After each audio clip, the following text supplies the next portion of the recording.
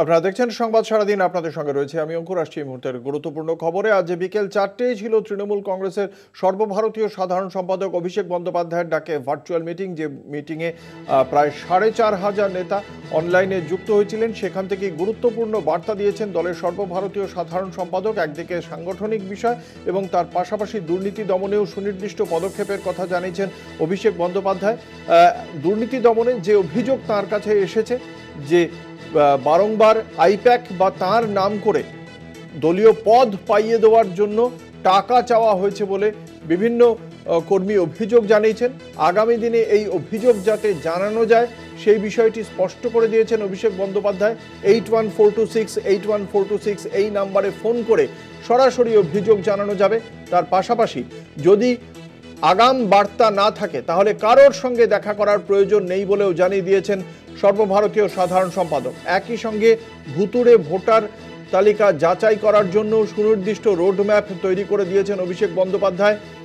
Block স্তরে এবং পঞ্চায়েত স্তরে কতজনের কমিটি, কিভাবে সেই কমিটি কাজ করবে, কে স্থির করবে সেই কমিটি, কিভাবে তাদের প্রশিক্ষণ হবে, কিভাবে নির্বাচনী প্রচার চলবে, প্রত্যেকটি বিষয়ে জানিয়ে দিয়েছেন। একই সঙ্গে তিনি জানিয়ে দিয়েছেন কোথাও কোনো প্রকার শিথিলতা বরদাস্ত করা হবে না।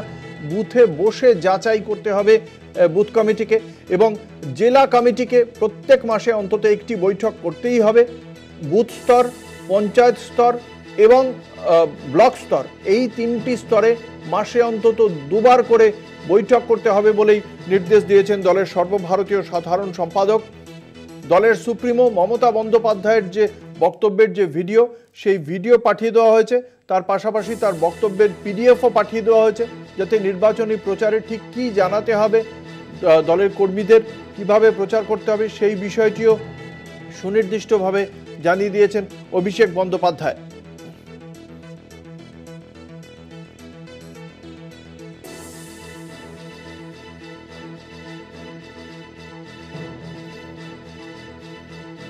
আমাদের সঙ্গে রয়েছেন আমাদের প্রতিনিধি দেবাশিস সেনগুপ্ত। একে একে আজকের এই বৈঠক থেকে কি কি বার্তা দেওয়া হলো অভিষেক বন্দ্যোপাধ্যায়ের পক্ষ থেকে জানবো তার কাছ থেকে। যেটা প্রথমেই জানতে চাইবো, এই যে অভিষেক বন্দ্যোপাধ্যায় বা আইপ্যাকের নাম করে টাকা চাওয়া হচ্ছে, এই অভিযোগ সুনির্দিষ্টভাবে ঠিক কি এবং তার পদক্ষেপেই বা কি, ভার্চুয়াল মিটিংয়ে কি বার্তা দিলেন অভিষেক বন্দ্যোপাধ্যায়? দেখো, এখনো পর্যন্ত যতদূর আমরা জানতে পারছি, অভিষেক বন্দ্যোপাধ্যায় এই আইপ্যাক নিয়ে যে অভিযোগ আসছে, যে আইপ্যাকের নাম করে টাকা চাওয়া হয় এবং সে বিষয়ে যে দল অবগত রয়েছে এবং সে বিষয়ে কিছু শাস্তি দিয়েছে, এমনটাই কিন্তু স্পষ্ট জানিয়ে দিয়েছে ভার্চুয়ালি। এবং জানিয়ে দেওয়া হয়েছে যে এবার থেকে যদি আইপ্যাক কোনো জেলায় যায় তাহলে সেক্ষেত্রে কিন্তু জেলা সভাপতিকে সেটা জানানো হবে, যে জেলা সভাপতি সেটা জানতে পারবে। এছাড়াও একটি টোল ফ্রি নাম্বার, যতদূর আমরা জানতে পারছি, একটি টোল ফ্রি নাম্বার দেওয়া হয়েছে 8142681426। এই নাম্বারে ফোন করে অভিযোগ জানাতে পারবে এবং সেখানে তাদের যদি কেউ অসাধু কাজ করে সেই বিষয়ে কিন্তু স্পষ্ট জানাতে পারবে সেখানটায়। এবং ইতিমধ্যেই এই ধরনের অভিযোগ আসার পরে কিন্তু ব্যবস্থাও নেওয়া হয়েছে, কিছু গ্রেপ্তারও করা হয়েছে, এমনটা কিন্তু স্পষ্টভাবে জানিয়ে দিয়েছেন অভিষেক বন্দ্যোপাধ্যায়। অঙ্কুর, এই একই সঙ্গে আপনাদের জানিয়ে রাখি, অভিষেক বন্দ্যোপাধ্যায় শুধুমাত্র যে দুর্নীতি দমন নয়, তার পাশাপাশি ভোটার তালিকার ক্ষেত্রেও সুনির্দিষ্টভাবে বার্তা দিয়েছেন তিনি। কেন্দ্রের বঞ্চনা নিয়ে শ্বেতপত্রের দাবিও করেছেন অভিষেক বন্দ্যোপাধ্যায়। এই বিষয়ে ঠিক কী বলেছেন জানবো। আমাদের সঙ্গে রয়েছেন আমাদের প্রতিনিধি দেবাশিস সেনগুপ্ত। ঠিকই কি বলেছেন এ বিষয়ে, নতুন ভোটার সংযোজন বা কেন্দ্রীয় সরকারের কাছ থেকে এই শ্বেতপত্র বিষয়ে ঠিক কী বলেছেন অভিষেক বন্দ্যোপাধ্যায়? দেখো, ভোটার লিস্টে যে ভুয়ো ভোটার রয়েছে, কারচুপি রয়েছে, তা কিন্তু মমতা বন্দ্যোপাধ্যায় আগেই জানিয়েছে এবং সেখানে কিন্তু স্পষ্ট করা হয়েছে যে এই যে প্রত্যেকের বুথ কমিটি করে দেওয়া হবে, বুথ কমিটি সপ্তাহে একবার করে কিন্তু মিটিং এ বসবে, এমনটা জানিয়ে দেওয়া হয়েছে। এবং প্রতি বছর হিসাব হচ্ছে যে 1 লক্ষ নতুন ভোটার সংযুক্ত হয় এবং সেক্ষেত্রে 2021 থেকে 24 সালের মধ্যে প্রায় 4 লক্ষ ভোটার সংযুক্ত হয়েছে। এবং সেক্ষেত্রে যে ভুয়ো ভোটার আছে এবং সে ভুয়ো ভোটার যে রয়েছে, এবং পাশাপাশি জানিয়ে রাখি যে তিনটি রাজ্যে নির্বাচনের আগেও আমরা দেখেছিলাম 27শে ফেব্রুয়ারি বিশেষ সভা থেকে দলনেত্রী মমতা বন্দ্যোপাধ্যায় স্পষ্ট জানিয়েছিলেন যে মহারাষ্ট্র এবং দিল্লিতে নির্বাচনের ক্ষেত্রে কিন্তু এই ভোটার লিস্ট একটা বড় ভূমিকা পালন করেছে, অর্থাৎ ভোটার লিস্টে কারচুপি রয়েছে, ভুয়ো ভোটার রয়েছে এবং দলীয় কর্মী সমর্থকদের তার স্পষ্টভাবে ইঙ্গিত দিচ্ছে নেতৃত্বের মাধ্যমে যে তারা পৌঁছে দেয় যে অতি অবশ্যই কিন্তু এই ভোটার লিস্টে ইনক্লুশন ডিলিশন বিষয়টা দেখতে হবে এবং কেবল নয়, যতক্ষণ পর্যন্ত বাদ না দিচ্ছে বা যতক্ষণ পর্যন্ত তাদের ভোটারের নাম না উঠছে তা কিন্তু একদম বিএলওর সঙ্গে অর্থাৎ ব্লক লেভেল যে অফিসার আছে তার সঙ্গে কিন্তু লেগে থাকতে হবে। এবং এর পাশাপাশি এই যে ভোটার লিস্টে যে বিভিন্ন ক্ষেত্রে কারচুপি রয়েছে, ডিলিট হয়নি, ভোটার লিস্টে অন্য জায়গার ভোটার রয়েছে, এই বিষয়গুলো মানুষকে বলতে হবে, বুঝতে হবে এবং যারা বাইরে গেছে তাদেরকে স্পষ্ট বলতে হবে যে আপনাদের নাম কিন্তু অন্য জায়গায় রয়েছে, দেখুন আপনি কিন্তু ভোট দিতে পারবেন না, তাকে ডেকে নিয়ে এসে বোঝাতে হবে, বলতে হবে। অর্থাৎ সব মিলে এবং পাশাপাশি কিন্তু একই বিষয় ভোটার লিস্টের বিষয় নিয়ে কিন্তু শ্বেতপত্র দাবি করেছে তারা প্রকাশ করে এবং বঞ্চনা, রাজ্যের প্রতি যে বঞ্চনা সেই বঞ্চনা নিয়ে কিন্তু শ্বেতপত্র প্রকাশের জন্য তারা কেন্দ্রের কাছে দাবি জানাবে এমনটাও জানিয়েছে। কেবলমাত্র অ্যাড না, মানে খালি কেবলমাত্র সংযুক্ত নয়, যারা সংযুক্ত হবে নয়, যার কত পরিমাণ ডিলিট হচ্ছে সেটাও দেখতে হবে, অর্থাৎ ভুয়ো ভোটার লেফট ভোটার যেগুলো রয়েছে সেগুলো যাতে ঠিক মতো ডিলিট হয় অর্থাৎ বাদ যায় সেটাও কিন্তু নজরে রাখতে হবে বুথ লেভেল কর্মীদের এবং পুরো বিষয়টাই কিন্তু হবে। এবং বেশ কিছু ক্ষেত্রে একদম সময়সীমা বেঁধে দিয়েছেন যে কবে থেকে কবে পর্যন্ত কি কাজ করতে হবে। এই বিষয়টা একটু ডিটেইলে জানতে চাইবো যে এক্ষেত্রে এই যে বিভিন্ন কমিটি গঠন করার কথা বলা হয়েছে সেখানে কতজন করে থাকছে এবং সেই কমিটি ঠিক কিভাবে কাজ করবে?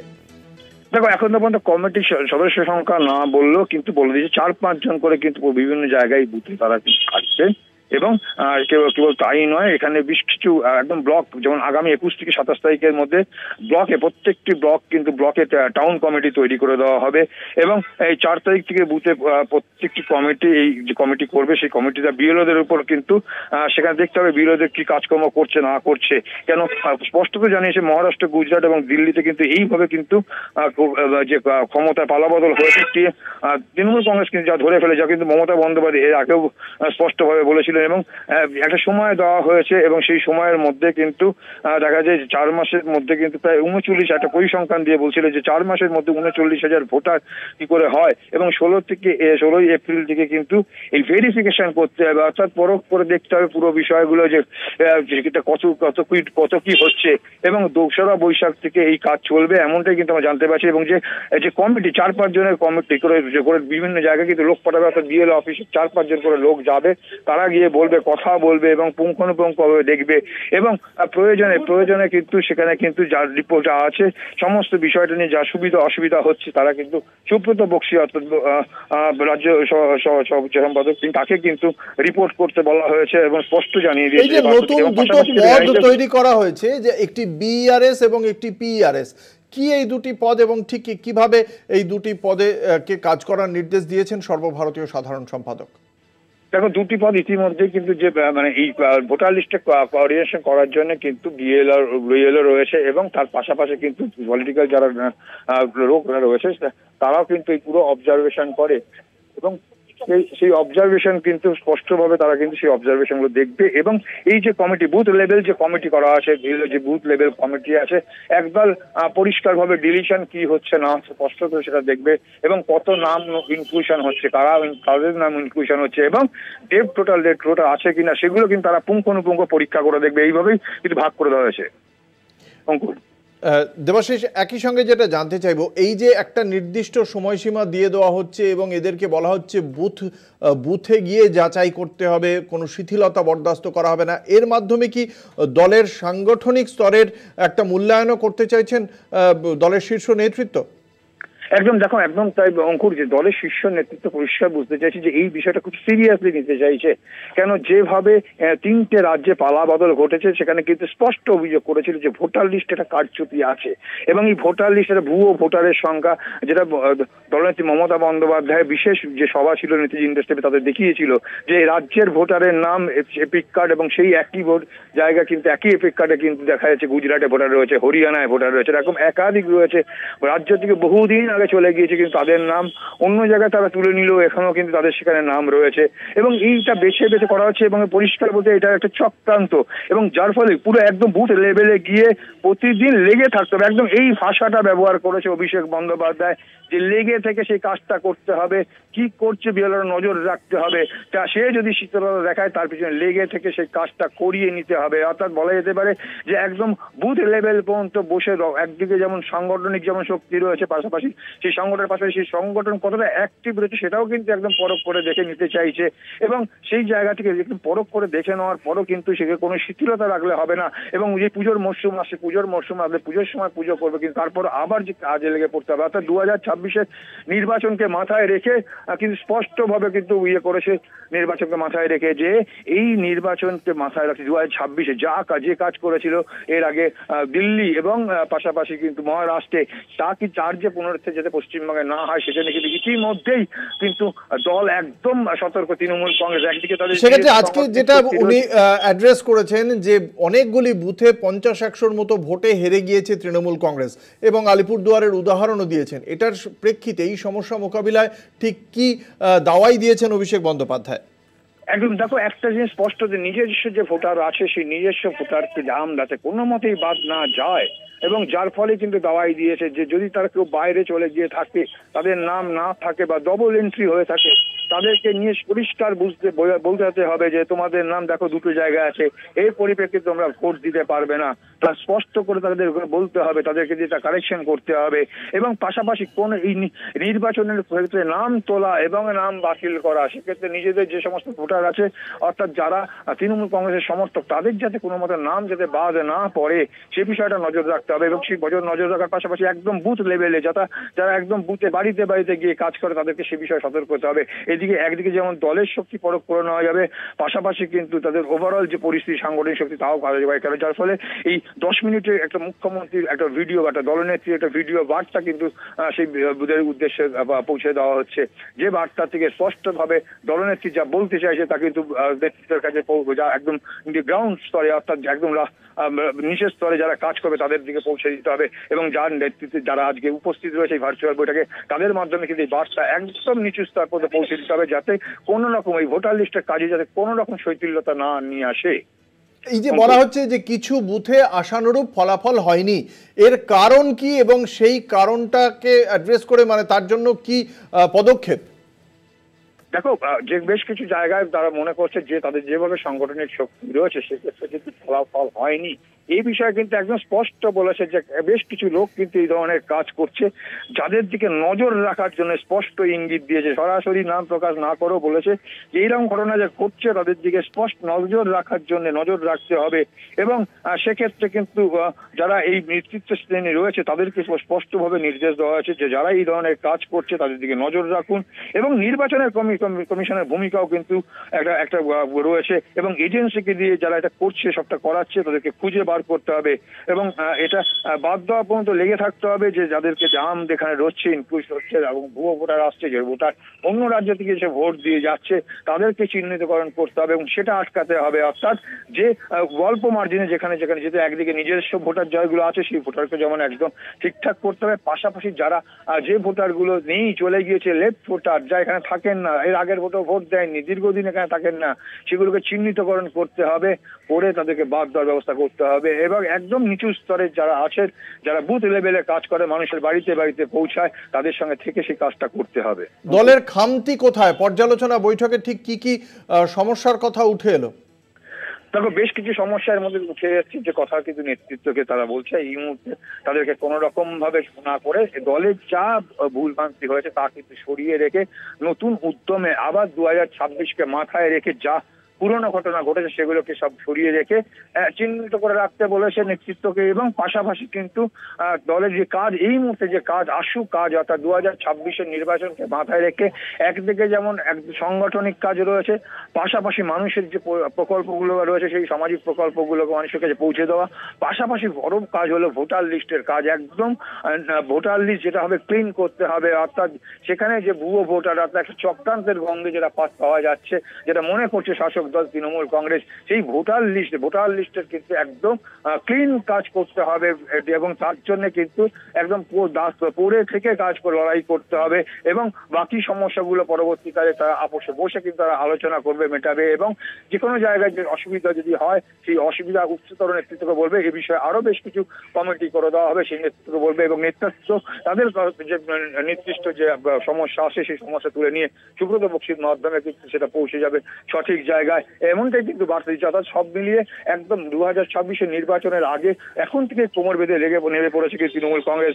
যদিও তারা জানে তাদের সংগঠন খুবই শক্তিশালী, তবুও তার পাশাপাশি এই ভোটার লিস্টের ক্ষেত্রে কোনো খামতি রাখতে চাইছে না তৃণমূল কংগ্রেস এবং সেই বার্তাই দিয়েছে তৃণমূল কংগ্রেসের সর্বভারতীয় সাধারণ সম্পাদক অভিষেক বন্দ্যোপাধ্যায়। আজকে প্রধান বিরোধী দল ভারতীয় জনতা পার্টিকে কিভাবে আক্রমণ করলেন? দিল্লি ভোট নিয়ে বিজেপির প্রতিশ্রুতি নিয়েই বা কি আক্রমণ অভিষেক বন্দ্যোপাধ্যায়? দেখো, দিল্লির একদম স্পষ্ট, দিল্লি এবং মহারাষ্ট্রের ভোটের যেভাবে ভোটের সংখ্যা বেড়েছে, ভোটারের সংখ্যা বাড়িয়ে যে কাজটি ইতিমধ্যেই তৃণমূল কংগ্রেস ধরে ফেলেছে বলে দাবি করছে এবং স্পষ্টত গত 27 তারিখও কিন্তু একই বার্তা দলনেত্রী মমতা বন্দ্যোপাধ্যায় দিয়েছিল এবং সেক্ষেত্রে সাগরিকা ঘোষকে একদম যে রাজ্যসভা সদস্য সেই সাগরিকা ঘোষকে উদ্দিষ্ট করে বলেছিলেন যে সাগরিকা চোখ খুলিয়ে দিয়েছে, দেখিয়ে দিয়েছে কিভাবে এই ভুয়ো ভোটার রয়েছে এবং সেক্ষেত্রে তখন থেকেই কিন্তু পুরো বিষয়টা কিন্তু সিরিয়াসলি দেখা শুরু করেছে এবং সেই জায়গায় লক্ষ্মীর ভান্ডার নিয়ে কি বার্তা দিয়েছেন? লক্ষ্মীর ভান্ডার এবং ভারতীয় জনতা পার্টির প্রতিশ্রুতি নিয়ে কি বার্তা অভিষেক বন্দ্যোপাধ্যায়? দেখো, ওকে বারবার কিন্তু যেটা বলছে যে বিজেপির পক্ষ থেকে প্রচুর তারা কিন্তু নানান কথা বলবে কিন্তু বাস্তবে তারা কিন্তু কাজের ক্ষেত্রে কোনো কিছু করবে না এবং সেক্ষেত্রে দাঁড়িয়ে বাংলার যে প্রকল্প আছে লক্ষ্মীর ভান্ডার, সেই প্রকল্প কিন্তু মানুষের পুরো হৃদয় ছুঁয়ে গেছে এবং সেই বিষয়ে কিন্তু বাংলার যে কেবলমাত্র লক্ষ্মীর ভান্ডার নয়, যে সমস্ত মমতা বন্দ্যোপাধ্যায় যে সামাজিক যে প্রকল্পগুলো আছে সেই প্রকল্পগুলো যাতে মানুষের কাছে পৌঁছে দিতে পারে, পৌঁছে দেওয়া যায়।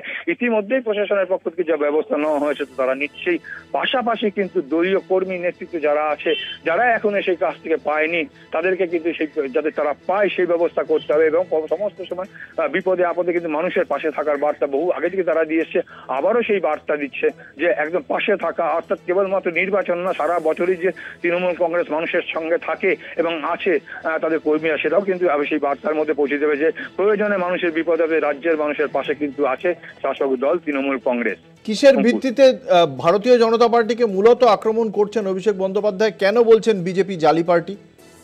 দেখো, বিজেপি যেভাবে প্রতিশ্রুতি দেয় একটা কয়েকটি কারণ তারা ইতিমধ্যেই আগেও বিশ্লেষণ করা হয়েছে যে রাজ্যে একাধিক ক্ষেত্রে রাজ্যের যে বঞ্চনা করা হচ্ছে, রাজ্যের যে ন্যায্য প্রাপ্য সেই প্রাপ্য তারা দিচ্ছে না এবং পাশাপাশি বেশ কিছু ক্ষেত্রে দেখা যাচ্ছে যে রাজ্যের শাসক দলের বিরুদ্ধে বিভিন্ন রকম ভাবে অপপ্রচার করছে এবং জাতপাতের ভিত্তিতে বিভেদ তৈরি করার চেষ্টা করছে, যার ফলে কিন্তু সবাই কিন্তু সে ব্যাপারে সংযত থাকার কিন্তু বার্তা এর আগে দলনেত্রীও দিয়েছে, অভিষেক বন্দ্যোপাধ্যায় সে দিচ্ছে এবং বিজেপির ক্ষেত্রে যে তারা প্রতিশ্রুতি দেয়, একের পর এক প্রতিশ্রুতি দেয় কিন্তু বাস্তবে তা কিন্তু কোনো কিছু করে না এবং বাংলার মানুষের কাছে তৃণমূল কংগ্রেসকে খারাপ তাদেরকে ছোট হেয় করার জন্য বিভিন্ন রকম বার্তা দেয়। কেবল তাই নয়, বাংলাকে ছোট করার জন্য তারা যেভাবে বার্তা তৈরি করছে তা কিন্তু কোনো মতেই বাংলার মানুষ মেনে নেবেন এইভাবে বলেছে এবং পাশাপাশি বিজেপির এই রাজ্যকে যে বঞ্চনা করা হচ্ছে বিভিন্ন ক্ষেত্রে, আর্থিক ক্ষেত্রে রাজ্য থেকে তাদের যে জিএসটির টাকা তুলে নিয়ে যাওয়ার পরে রাজ্যের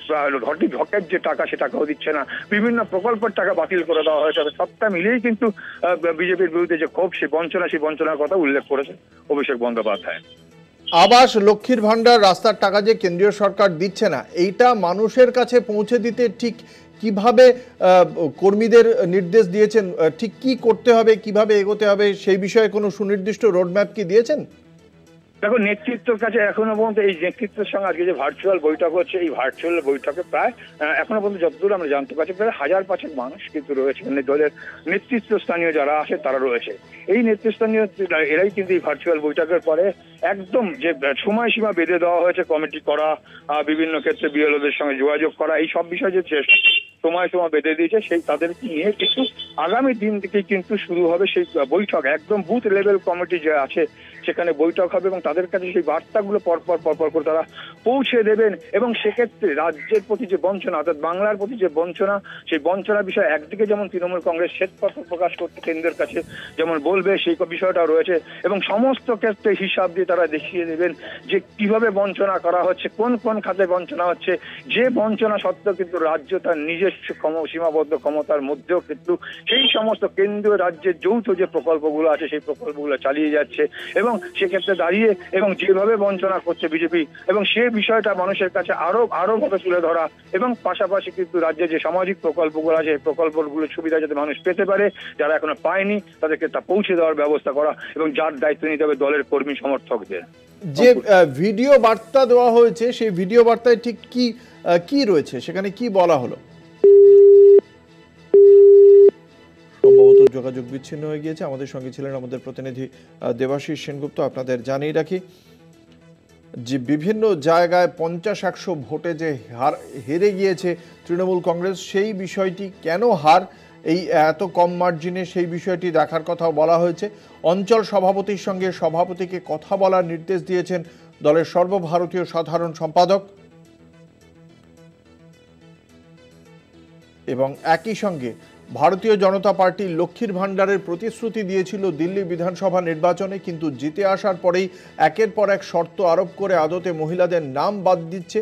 অর্থাৎ আগামী দিনেও এই ধরনের প্রতিশ্রুতি দিলে ভারতীয় জনতা পার্টি যে কখনোই বিশ্বাসযোগ্য নয়, রাজ্যের মানুষের পাশে তারা থাকবে না, এই বার্তাটা যাতে দলের কর্মী সমর্থকরা সমস্ত রাজ্যবাসীকে বোঝান, সেই বিষয়টিও সুনির্দিষ্টভাবে নির্দেশ দিয়েছেন অভিষেক বন্দ্যোপাধ্যায়। একই সঙ্গে কেন্দ্র যেভাবে বঞ্চনা করছে সেই বঞ্চনার বিষয়টিও দলের কর্মী সমর্থকদের রাজ্যবাসীর কাছে তুলে ধরতে নির্দেশ দিয়েছেন তিনি। এবং এই বিষয়ে দল কবে বলবে তবে কাজ করব এমন যেন চিন্তাধারা না থাকে, কোনো গাফিলতি বরদাস্ত করা হবে না। প্রত্যেক কর্মীকে নিজ দায়িত্বেই দলকে এগিয়ে নিয়ে যেতে হবে, এই ধারণাটা মাথায় রেখে এই দায়িত্ব নিয়েই দলের হয়ে কাজ করতে হবে বলেই নির্দেশ দিয়েছেন তিনি। দিল্লি বিজেপিকে যেমন কটাক্ষ করেছেন, অর্থাৎ একদিকে বিরোধী দিকে সরাসরি আক্রমণ, দলের দুর্নীতি দমন এবং সাংগঠনিক ভিত্তি মজবুত করা, তিনটি দিকেই সুনির্দিষ্ট বার্তা দিয়ে পদক্ষেপ করে অভিষেক বন্দ্যোপাধ্যায় আবারও একবার শক্ত হাতে তৃণমূল কংগ্রেসের সংগঠনকে ধরলেন এবং একই সঙ্গে বিরোধীদেরও বার্তা দিলেন তিনি। আজকের এই ভার্চুয়াল বার্তায় 4500 নেতা নেত্রীর সঙ্গে কথা বলেছেন দলের সর্বভারতীয় সাধারণ সম্পাদক। সেক্ষেত্রে কিভাবে আগামী দিনে কাজ করতে হবে তার সুনির্দিষ্ট রোডম্যাপ তৈরি করে দিয়েছেন অভিষেক বন্দ্যোপাধ্যায়। দলের দুর্নীতি দমনেও সুনির্দিষ্ট পদক্ষেপ করেছেন, সাংগঠনিক ভিত্তি মজবুত করতে, মূল্যায়ন করতেও পদক্ষেপ করেছেন একাধিক।